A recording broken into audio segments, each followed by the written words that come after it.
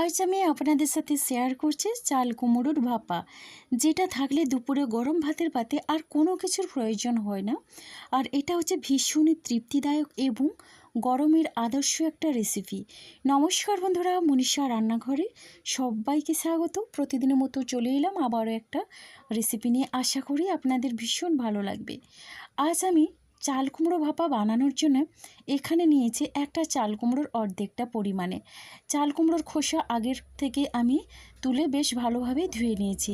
এখন চাল কুমড়োগুলোকে এইভাবে কেটে নিচ্ছি। দেখুন, পিসগুলো দেখেই বুঝতে পারছেন একটু মোটা রেখে আমি কেটে নিচ্ছি। এতে করে কিন্তু চাল কুমড়োর ভাপা পারফেক্টভাবে তৈরি হবে। কোনো রকমে এগুলো একেবারে গলে নেতিয়ে যাবে না, কিন্তু নরম হবে, সেদ্ধ হয়ে যাবে।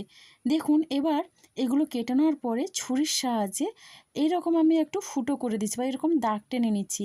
এতে করে কিন্তু চাল কুমড়োর মধ্যে মশলাগুলো খুব সুন্দরভাবেই ঢুকবে আর খেতেও কিন্তু দারুণ হবে। একঘেয়ে চাল কুমড়ো রেসিপি যখন ভালো লাগে না, চাল কুমড়োর ভাপা একবার হলো বানিয়ে দেখবেন। এটা খেতে ভীষণ ভালো লাগে। বাচ্চা থেকে বড় সবাই কিন্তু তৃপ্তি করে খাবে।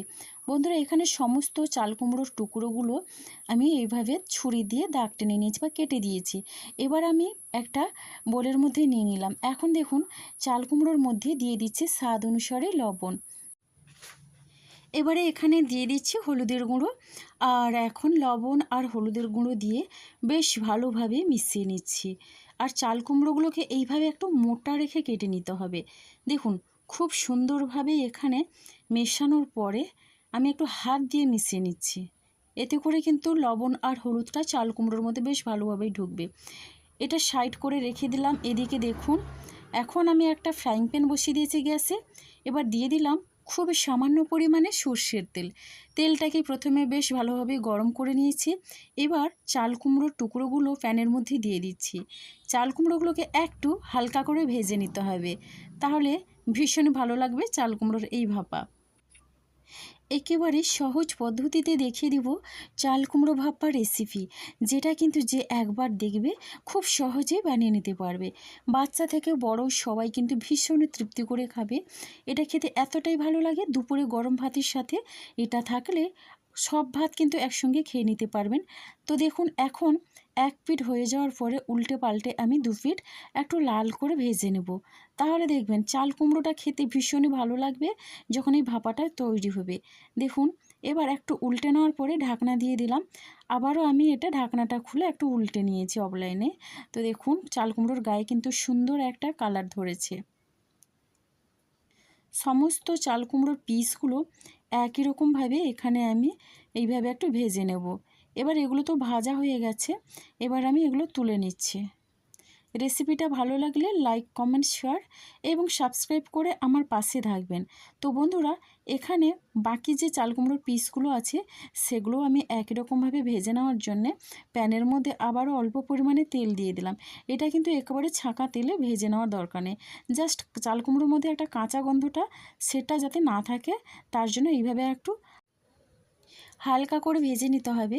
এবারে ঢাকনা দিয়ে দিলাম। বাকি চাল কুমড়োর পিসগুলো ভাজা হতে থাক, ততক্ষণে একটা মশলা করে নিচ্ছি। তো মিক্সি জার নিয়েছি, আর মিক্সি জারের মধ্যে দিয়ে দিলাম 1 চামচ পরিমাণে কালো সর্ষে। এবারে এখানে দিয়ে দিচ্ছি হলুদ সর্ষে 2 চামচ পরিমাণে। এখন এখানে নিচ্ছি পোস্ত। তো পোস্তটা দিয়ে দিচ্ছি দেখুন একটু বেশি পরিমাণে। তো এখানে আমি 2 চামচ পরিমাণে পোস্ত দিলাম। এখন দেখুন, এটা কিন্তু আমি বেটে নিয়েছি। প্রথমে শুকনো অবস্থায় এইভাবে একটু ঘুরিয়ে নিয়েছি। এবারে দিয়ে দিলাম 3টে কাঁচা লঙ্কা।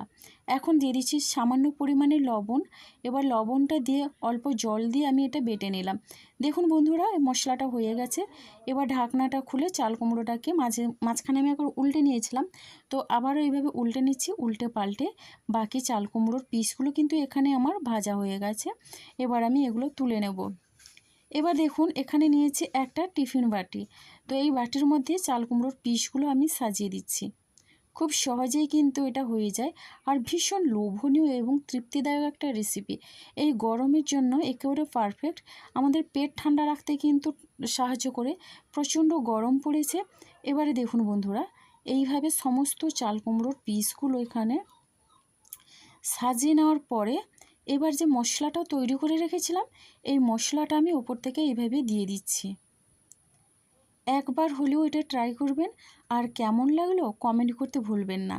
বন্ধুরা, এখন আমি ওই মিক্সি জারটা ধুয়ে মশলা ধোয়ার জলটা দিয়ে দেবো। তো কোনো বেশি মশলার কিন্তু প্রয়োজন হয় না। এবারে অল্প পরিমাণে আমি লবণ দিয়ে দিলাম, মানে স্বাদ অনুসারে লবণটা একটু দেখে বুঝে দিতে হবে, যেহেতু আমি মশলা করার সময় অল্প পরিমাণে লবণ দিয়েছিলাম। এবার সুন্দর একটা কালার আনার জন্য এখানে দিয়ে দিলাম একটু কাশ্মীরি লাল লঙ্কার গুঁড়ো, আর টেস্টের জন্য দিয়ে দিলাম 1/2 চামচ পরিমাণে চিনি। এবার এখানে দিয়ে দিচ্ছি 1 চামচের মতো সর্ষের তেল। এবার আমি ওপর থেকে দিয়ে দিচ্ছি একটু নারকেল কোড়া। নারকেল কোড়া দিয়ে চাল কুমড়োর ভাপাটা বানালে জাস্ট ফাটাফাটি লাগে। দেখুন, চাল কুমড়োর মধ্যে আমি সমস্ত নারকেল কোড়া দিয়ে দিলাম। আপনাদের কাছে নারকেল কোড়া না থাকলে নাও দিতে পারেন, সেক্ষেত্রে কোনো অসুবিধে নেই। এবারে এখানে 4টে কাঁচা লঙ্কা চেরা দিয়ে দিলাম। এখন আমি খুব সুন্দরভাবে চামচ দিয়ে একটু এইভাবে চেপে দিচ্ছি। গরমে তেল মশলাদার খাবার যখন খেতে ভালো না লাগে, তখন খুব সহজে বাড়িতে চাল কুমড়ো থাকলে চাল কুমড়োর এই ভাপা রেসিপিটা বানিয়ে ফেলতে পারেন ঝটপট। খুব সহজেই কিন্তু এটা বানানো যায়, যে কেউ একবার দেখার পরে বানিয়ে নিতে পারবে। এবারে আমি ওপর থেকে এর একটা ঢাকনা দিয়ে দিচ্ছি। এবারে এই ভাপাটা বানানোর জন্য আগের থেকে কড়াইয়ের মধ্যে একটু জল বসিয়ে রেখেছিলাম। তো দেখুন, জলটা গরম হয়ে গেছে, একটা স্ট্যান্ডও দিয়ে দিয়েছি। এখন আমি এই কৌটোটা বসিয়ে দেবো। এবার কৌটোটা বসিয়ে ঢাকনা দিয়ে দেব। প্রথমে হাই ফ্লেমে আমি 5 মিনিট এটা রান্না হতে দেব।